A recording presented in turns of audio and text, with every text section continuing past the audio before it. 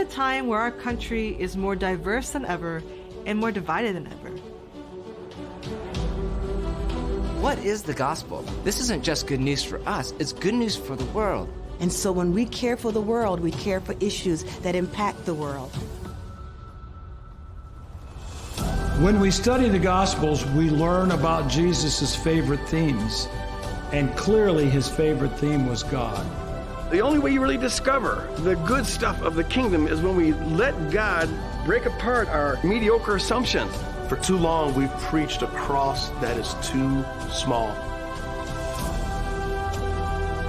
We want the Word of God to be proclaimed in a way that people can listen and be changed for His glory and the building of His kingdom.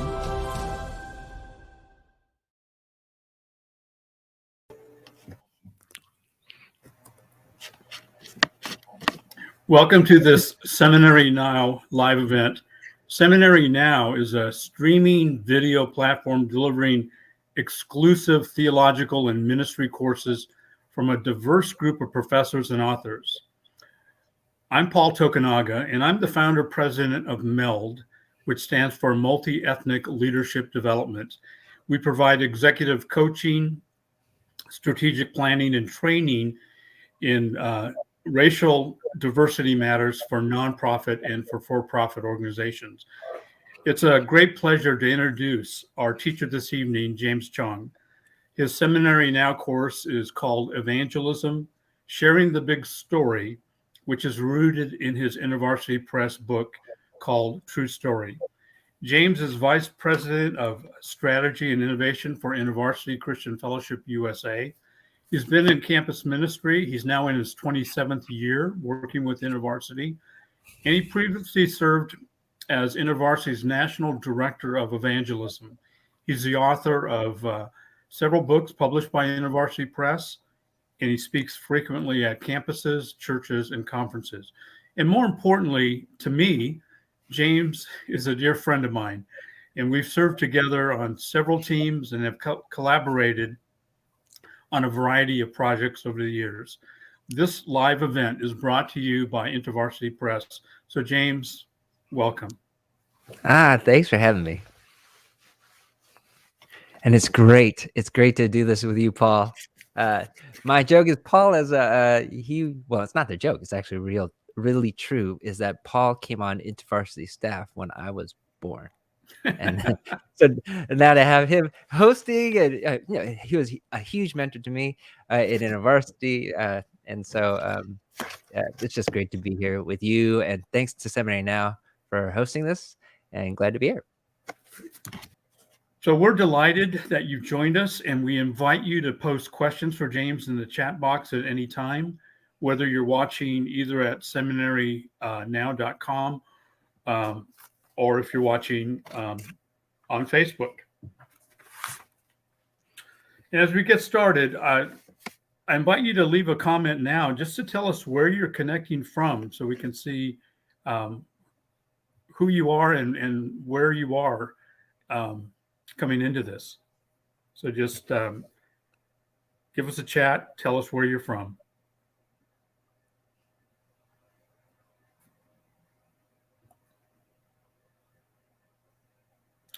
Well, while you do that, let's get started with watching this short 2-minute trailer video.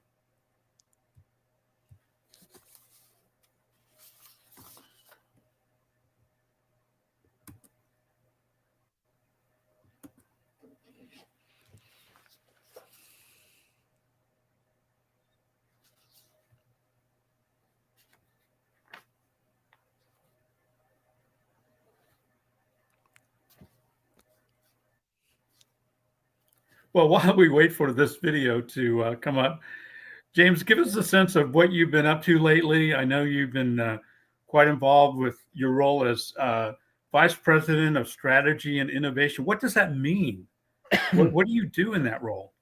Yeah, it's a especially for those more in the church world or the Christian world, that it's a weird title. Strategy and innovation sounds kind of businessy, but it is a place where we're like, if you watch James Bond films, perchance we're like Q to James Bond. We try to resource our campus staff and the students and faculty on campus with resources so that they can thrive and pursue God in their community. So the departments or the crews that are part of strategy and innovation are folks who help us with planting, with evangelism, with discipleship and growth, with multi-ethnic initiatives, with global engagement and justice, and our digital innovation house called the Creative Labs. And all that sits under this thing called strategy and innovation for InterVarsity.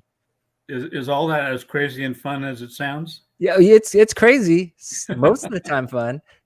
Sometimes just crazy.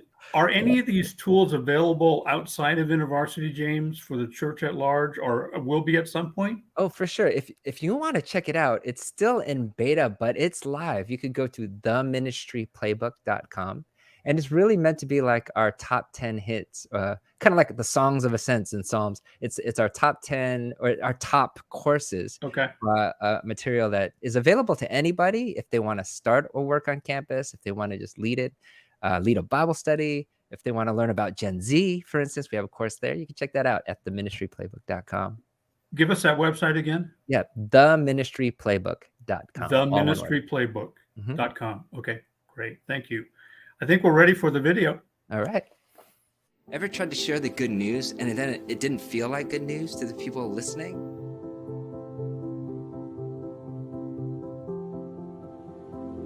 And he just cuts me off. He says, if I go to heaven and my parents go to hell, I'd rather be in hell with them than in heaven without. And I went, ooh, this doesn't sound like good news, does it? Ever tried to share the good news and then it didn't feel like good news to the people listening?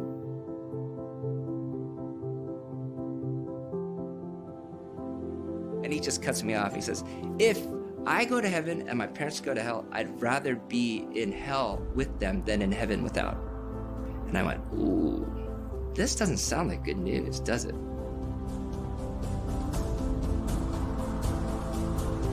What is the gospel? Is it just about where you go when you die? Is it just fire insurance? I believe the gospel that Jesus taught is so much bigger and actually will feel like good news for the world today.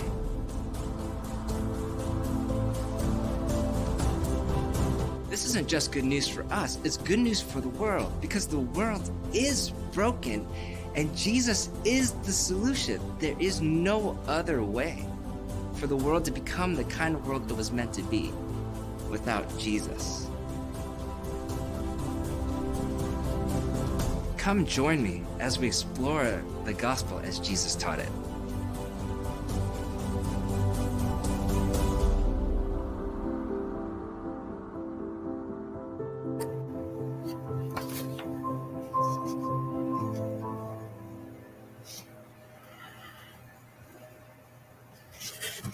So, James, the course obviously is on the topic of evangelism. Can you give our viewers some insight into your own background into this whole area of evangelism? At one point, you were the national director of evangelism for InterVarsity. So clearly, this is an area of passion and interest for you. Yeah, it's been something probably even way back in college would be the beginning. And the short story of it would be that I was that guy joining a fraternity house, grew up in a Christian home, but just sort of lost my mind freshman year.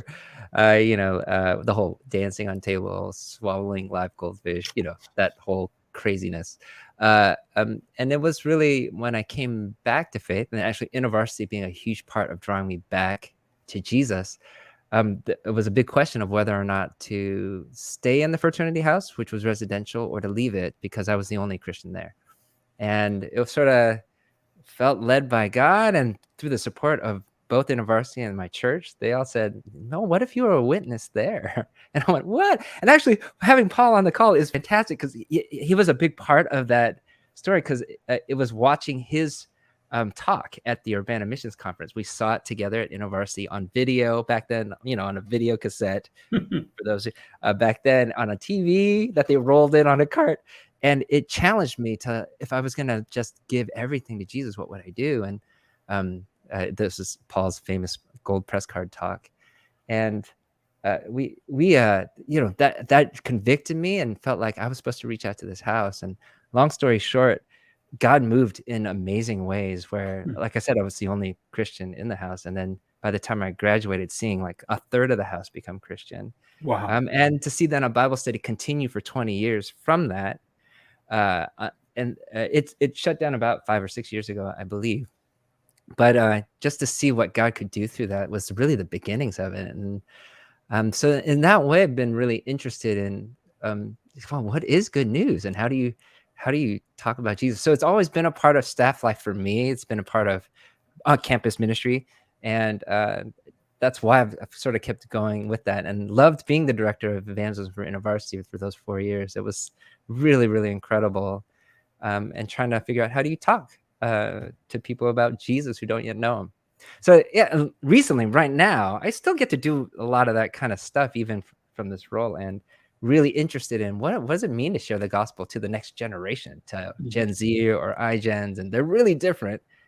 And it's just fun to watch, like our 27-year-old staff, our millennial staff, just go like, I don't understand college students, it's just hilarious to watch them do that. But it's a pretty significant shift, about 25 and under right now, and trying to connect with them with the gospel.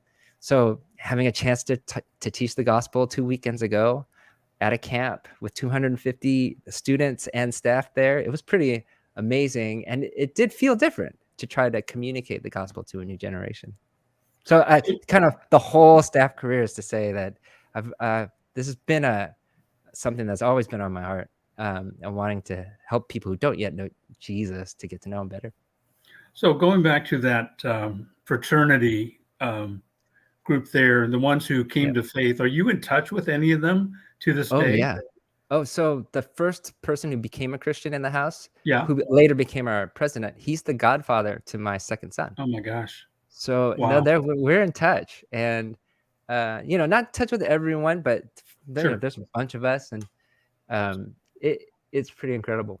You've been And able actually, to track them in terms of a number of them continue to grow in their faith, and that's right, and that's also a mixed bag. So some, like my son's godfather, Danny, he became a missionary. He's now back wow. as doing epidemiology in Seattle. So he's faithful. He and his wife, and they both went to seminary. So they've been faithful. There've been a lot of people who have graduated who've either come on staff or gone to seminary or become missionaries or have become Christian after they're leaving the house. And then there are those who have stopped following Jesus as well. So that Sure. there are a bunch of different folks there. But yeah, it's been neat to you talk to some people and you get to hear how people are doing, or sometimes you get pinged just years later, and they tell you how how they're doing, and so there are ways that we can keep hearing how people are doing.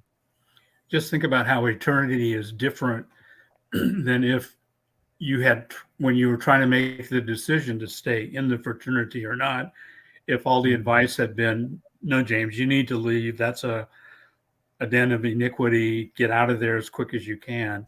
If that had been the advice, eternity would look different, for some of those guys in your fraternity.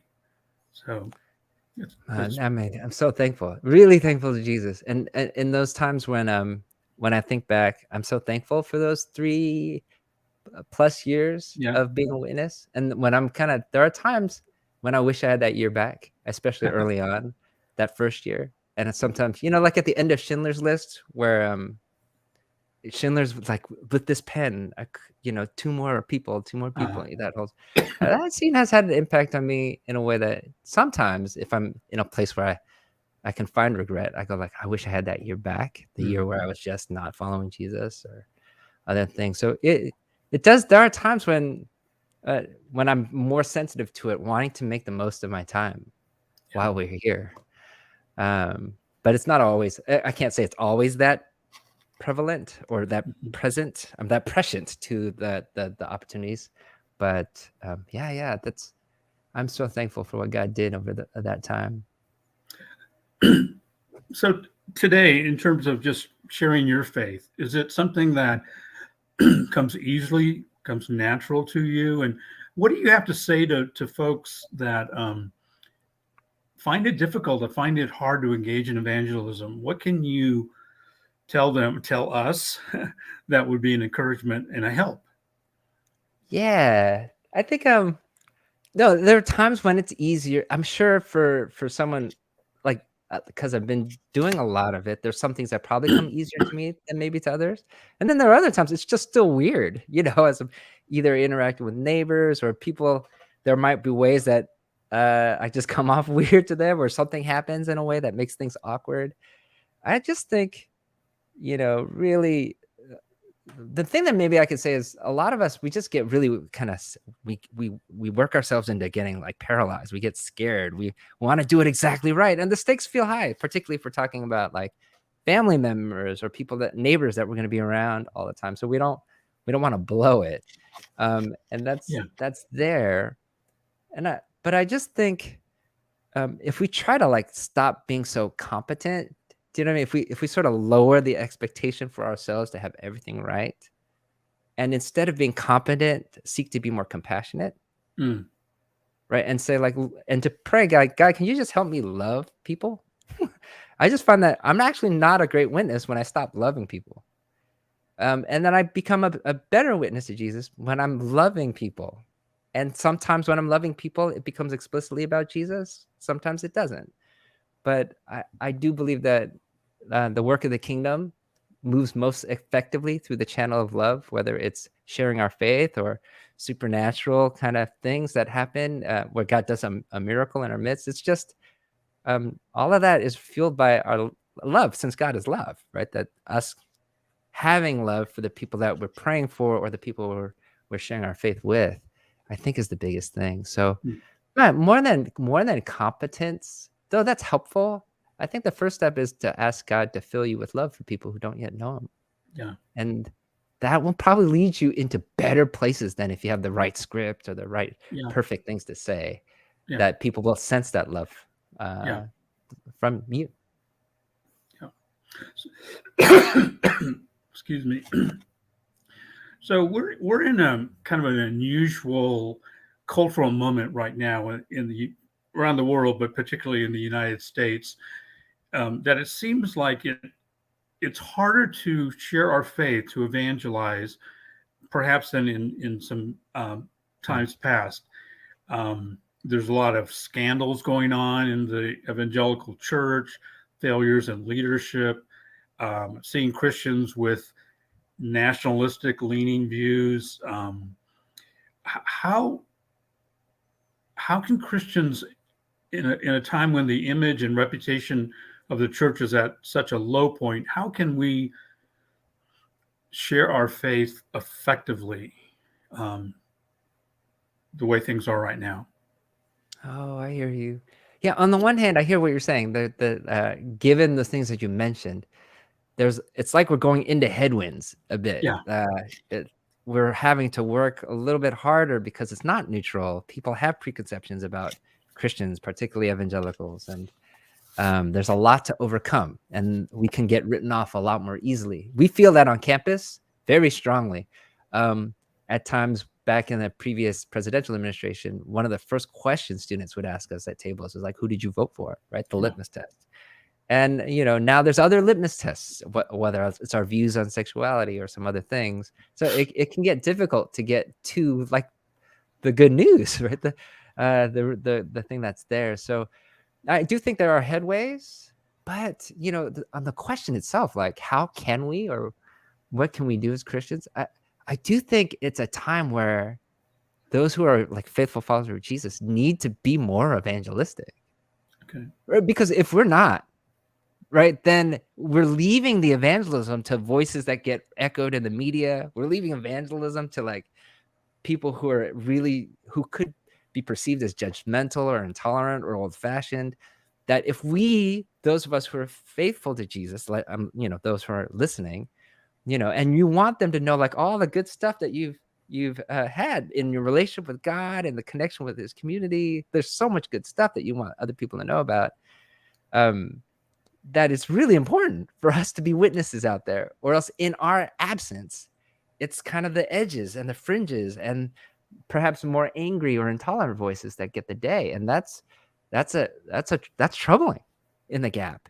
Yeah. So In one way, yes, it is tougher. On another hand, I just think it's more important for Christians, those who are faithful, to be witnesses, to really to if they've got a chance to talk about why Jesus matters in a way that, because if it comes from you, it'll probably sound better than what it's sounding like coming from TV or coming from cable news networks.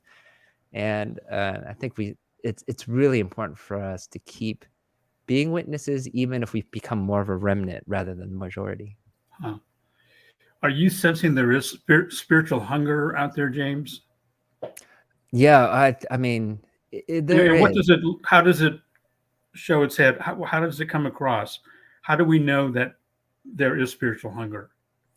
Yeah, and there's sort of anecdotally, like the conferences, we have fall conferences, and the ones that we had here in Los Angeles, they were packed out. Huh. We had to close we had to put people on the wait list 2 weeks in advance, which is, we haven't done that in a long time.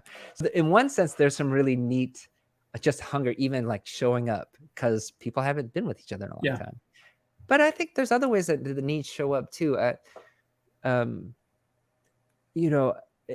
think it shows itself up in the attention given to, as well as the struggles within mental health.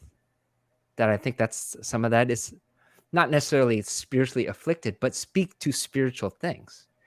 And in particular, like when we have a culture that values freedom so heavily, right? You could see how that freedom and meaning are like opposites in some ways. That if you want to have more meaning in your life, you actually have to curtail some freedom. Mm-hmm. And so the best analogy for those who are married, that when you are married, you're choosing one, but in so doing, you're actually saying no to thousands of others. And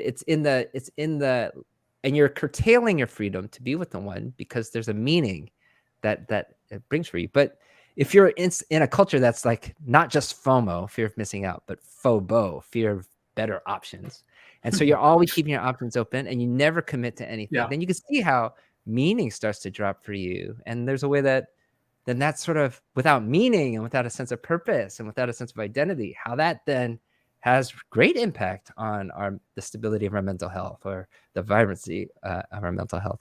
I'm not trying to oversimplify.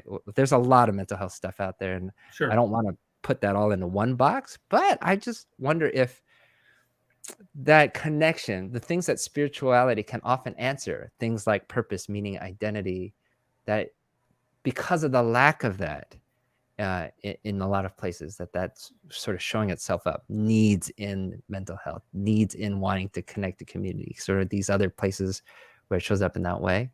And I do think that if we can tap into that and sort of talk about that, to this desire for the next generation in particular, for beauty and for transcendence and for something that's just other, like even like what's happening with Facebook and the metaverse, right? Like all these things where we're trying to escape what is reality for a better kind of form of reality. I do wonder if they're in that seeking of something that to untether us from what we're seeing, and somehow trying to seek something that's ideal or transcendent, that also speaks of a spiritual need that really could be addressed if we knew how to talk to the next generation. So I think there's a lot of hunger out there, as this would always be, because we're wired this way. We're wired for connection with God and each other. So James, what would you say? And you may have already answered the question in the last few minutes, but I'll ask it directly. Right now in 2021, United States, what is good about the good news? What is good news? What is good about the gospel right now, in particular, that would have appeal? Yes, I do think it's that question of what is beautiful. I was just sent a quote from my friend today. It's a quote from N.T. Wright's book, Surprised by Hope. And the quote says, "When people cease to be surrounded by beauty, they cease to hope." When people cease to be surrounded by beauty, they cease to hope. I do think for this sort of in our culture right now, what we're just seeing is just, it could cause a lot of despair. You're looking around, and our culture's divided. It just seems like everyone is in their tribes. No one's really listening to each other. Anger, fear, anxiety is high. The sense of what is beautiful feels like it's lost. That almost feels like naive to think that way. And yet, I think because things are so ugly, there's a yearning for things that are more transcendent or ideal or beautiful. And that yearning, right, speaks to like, well, God, right? God is what you're yearning for, this ideal you seek, this sort of that urge on the inside that's saying like what you're seeing isn't everything that's supposed to be, right? I think speaks of a God who has created all this for good and beauty, and that there's something there for each one of us. And I think the good news is that there's a world that's full of wonder, full of soul and spirit and meaning and purpose that we actually could have access to. But perhaps because of our contempt of people who are across the aisle, or if you're not Christian, sort of a contempt that you might have for people who are religious, right? Because that happens these days. The contempt goes both ways, unfortunately. That in our contempt, we fail to be open, learning like children anymore. We fail to hear what the other side have to say. And I just wonder then, in our contempt of religious folks, would that keep us from a world full of wonder and hope and beauty, which is for Christians the kingdom of God? This is what God is offering, where His presence is with us. This is good news, that in all the craziness you see, there's hope, because there is beauty to believe in. There is a God who loves us, and He is making everything right and good and beautiful. So I do think that could be a lifeline for folks to say, like, what if we laid down our contempt and opened ourselves up to wonder again? Would that be a different kind of life? Would that be different than the life you're living? And I do think it's there. So I really like what you're saying about beauty. Speak to me as someone who I'm listening to you talk. Yeah. Tomorrow morning, I encounter folks that I'm in contact with on a normal basis. What do I do with those wonderful thoughts you just shared about beauty? How do you put feet on that? What do I say or do to my coworker or the person sitting next to me at Panera? What do I say to them or do to convey that beauty? That's such a great question. And don't hear me giving you a magic bullet to go like, you just No, I say don't this want a line magic and bullet. I just boom, want to here it know. goes. I love what you're saying about beauty. Yep. I'm not quite sure how to convey that. Yes. Well, one, love is beautiful. Yeah. And so if you love people in this day and age, it'll actually feel different, especially if you love someone that doesn't agree with your positions on politics or sexuality, but you still love. And let love being defined not by like a fuzzy feeling, but that actually you're looking out for their best. Okay. You're serving them. So I do think love has its own beauty that is much needed. And then I do think, well, then what do I do with that? How do I talk about that? Yeah. I could this course actually will help you with that. Okay. Book, true story, and understanding the basic shape of God's story, that we're Okay. designed for good, but damaged by evil, restored for better, but sent together to heal. And just sort of, if we're living out that story and able to share, like, how did Jesus then do that for us? I do think that there's a bit of, if first we love, we pray ourselves into loving people well. I think the second is to learn how to tell our story, and to tell a story that has echoes of beauty, echoes of God, to say like why He makes a difference, and why life then isn't all the ugliness that we're seeing, but something more beautiful. I think it does start with some storytelling. Okay. Rather than a line or a bumper sticker, authentic storytelling to God's beauty in your life.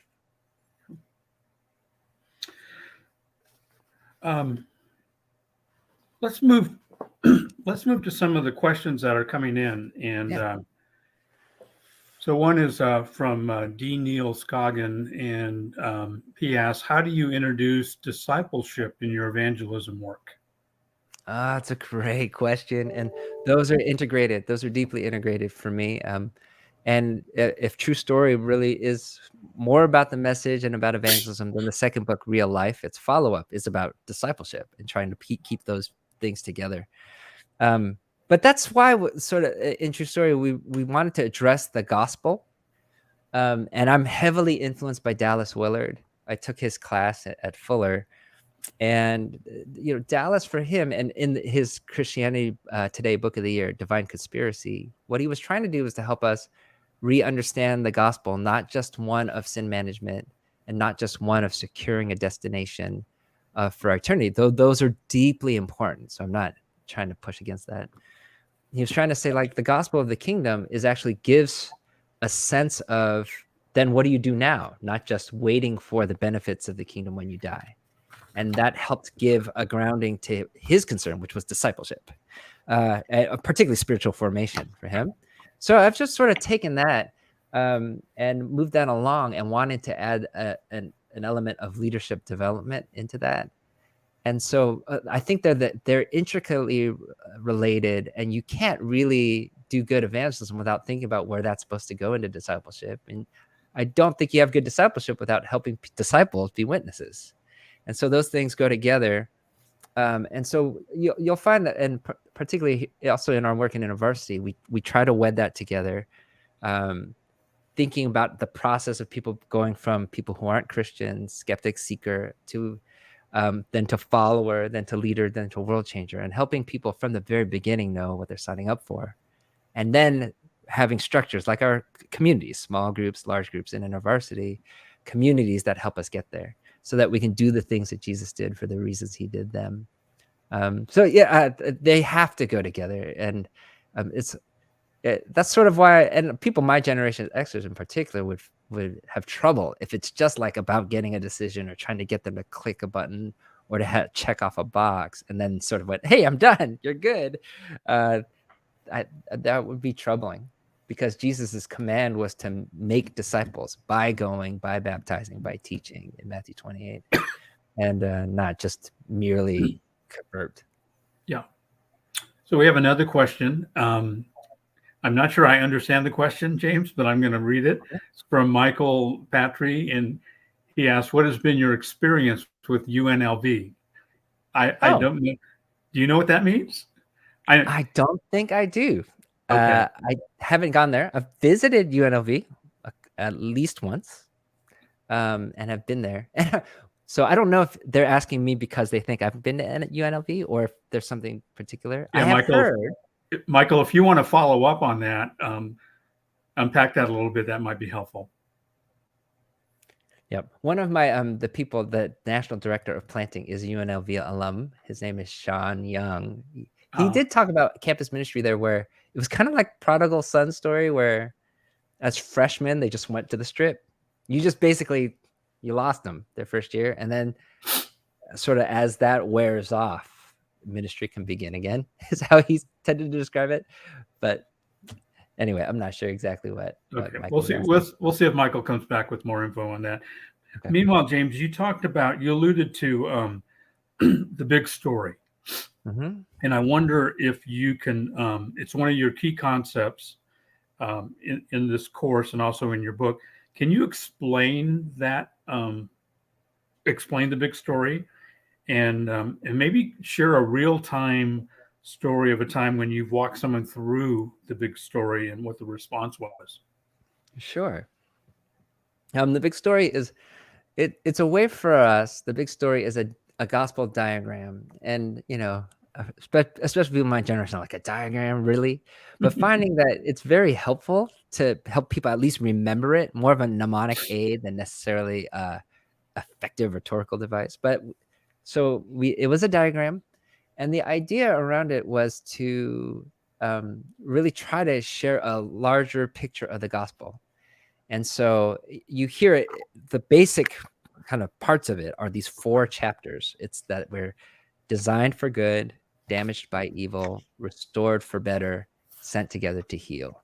And that in that way, we're sharing the larger arc of the biblical story for those who might not have any kind of biblical literacy whatsoever. A lot of folks, when they share the gospel, tend to just go with chapter 2 and 3, like we're fallen and then we needed Jesus to redeem us.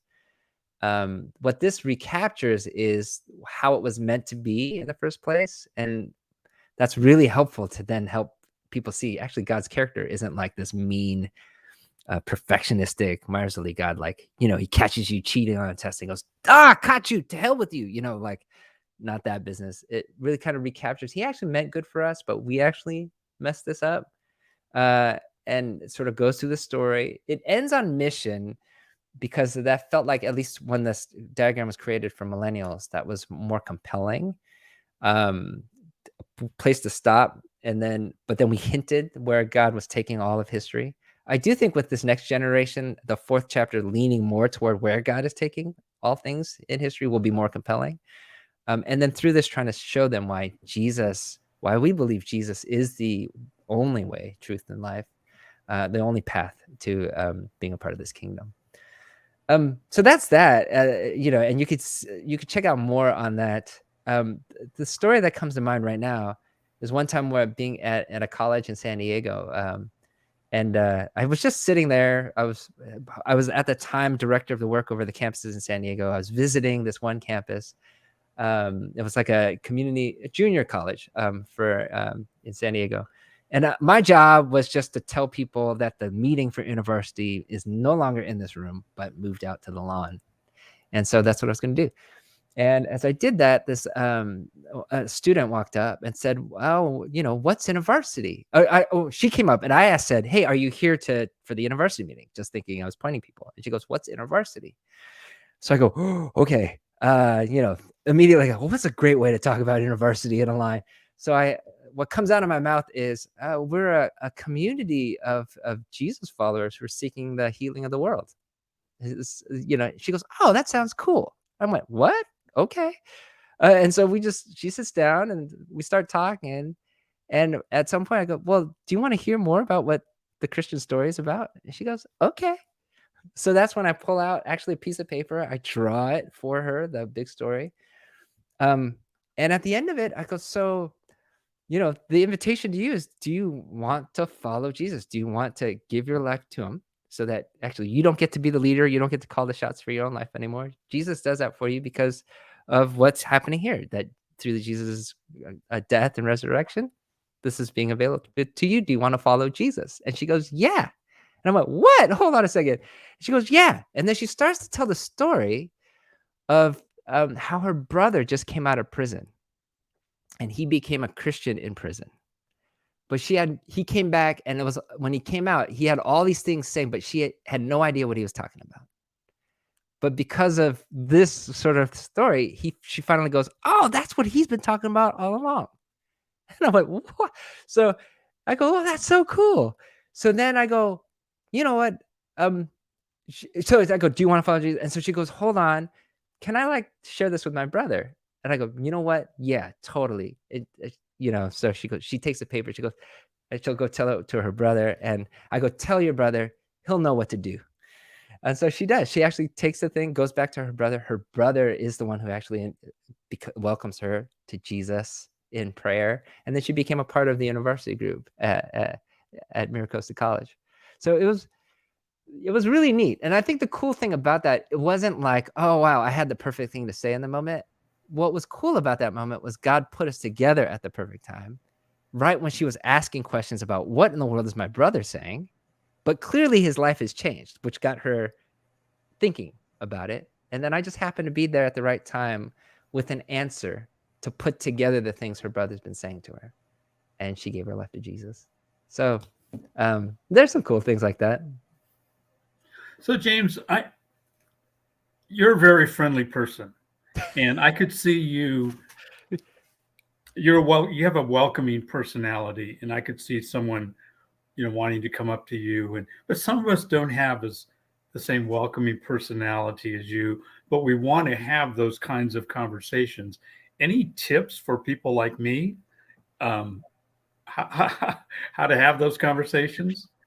Well, Paul, you're good. You're good at this kind of stuff. But um, I hear what you're saying, and yeah, it's you could say things. I could get into the like, have a Duquesne smile, or there are other like techniques I want to throw at you. But really, I do think it's really just more important to be loving. And even Yeah. if you're more of like a stoic personality, or you don't have the same smile, yeah, I don't know, whatever. You don't come off as friendly maybe as other people, but people can still sense your love. Hmm. That they know that when they're with you, they feel supported. They feel like you got their back. I know people in my life, they're not friendly, but I know they love me, and that can come through pretty quickly. Or they're just more like Myers-Briggs personality. They're more like NT, right? They're more like they're just telling you straight the things you need to do to change your life. But you can tell when it's coming at you in love and when it's Mhm. not. And that's where I would lean more than technique. It's just in prayer, asking God for more love for the people around you. That stuff will come through.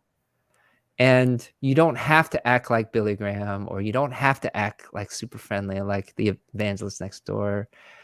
I just think if you allow God to use you and you're earnest, you're honest and you love them, I think that'll go way more than me trying to talk about a particular technique. Thank you.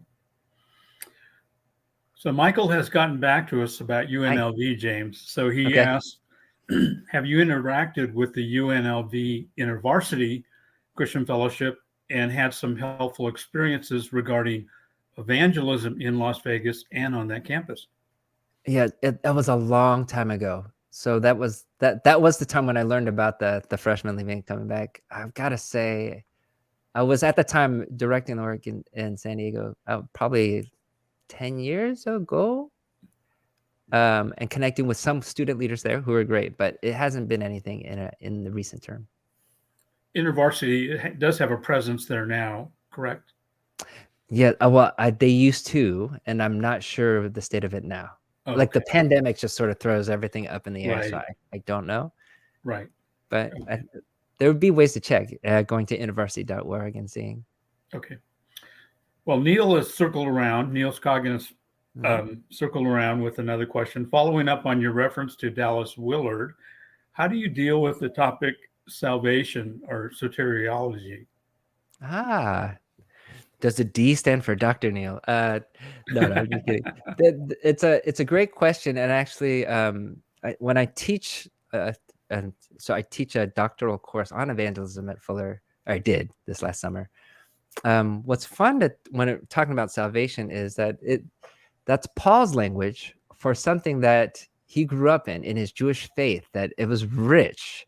And a lot of his Jewish tradition and history and faith was leading into his idea of salvation. And I do think that although they're not necessarily the same thing, that the Hebrew concept of shalom, Jesus's concept of the kingdom, Paul's concept of soteriology are facets of a similar thing, and that they inform each other. And shalom being not just peace, the absence of conflict, but actually things being made right, relationships, our relationship with God, with each other, with things around in the culture. That was what shalom was. It was a very rich, deep word in the Hebrew culture. And you could just hear echoes of that idea then playing itself out in kingdom when Jesus is talking about the kingdom of God, where all things are made right, and where our relationship with God and with each other and the system and cultures around us are being made right and renewed. That I do think then when we get to Paul in salvation, that it has a similar vibe, and it isn't, even Paul sort of lets it play itself out. The word, right, sozo, means either to be saved or to be healed or to be delivered, depending on the context of that word. So even the word salvation is richer than often what we hear in some Western churches. So and that salvation also has different aspects of that, like the justification and the sanctification and the glorification of that, this kind of big breadth of what we're being saved from, what we're being healed from, and what we're being delivered from, and what we're being saved to and healed for and delivered for. I do find that it's a very rich word, and I tend to put that all together. And that includes where we go when we die. That does include eternity. It does include the end of time. And it also includes now, that we're currently being saved, delivered, and healed. And so I take a pretty rich view of the word, and um, I hope that's in line with I think so, with biblical scholars and their view of that word. But it's a rich field of study. We could go a long way there, but that would be some of my initial thoughts there. Good. Thanks, James.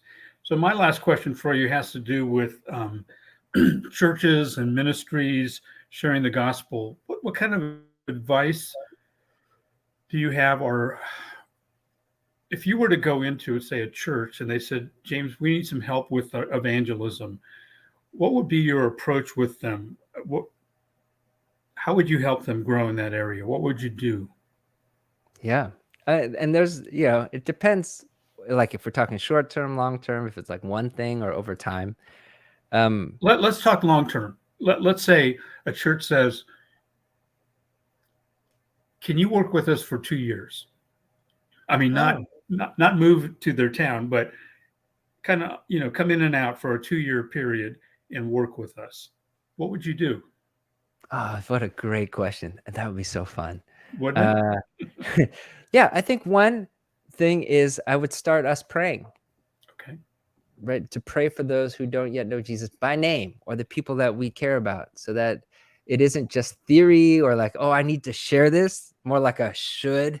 This is what Christians do, and instead have an object for our love, like a person that we're hoping to see transformed by the love of Jesus. So I'd be pushing us first into prayer, because how do we do anything without depending on God and what he wants to do? 2, I would talk about the sort of discerning where our friends are. I think not all people who don't follow Jesus yet are the same. So there's when you're in relationship with folks, sort of discerning people who aren't followers of Jesus yet, sort of where are they on their spiritual journey, and to help them with their next steps. And we have something called the 5 thresholds that would help with that. The third, then I would start to talk about what is the gospel and why is this good news? And to just, when you've been given an opportunity to talk about Jesus, how would you respond? And to get folks ready to do that.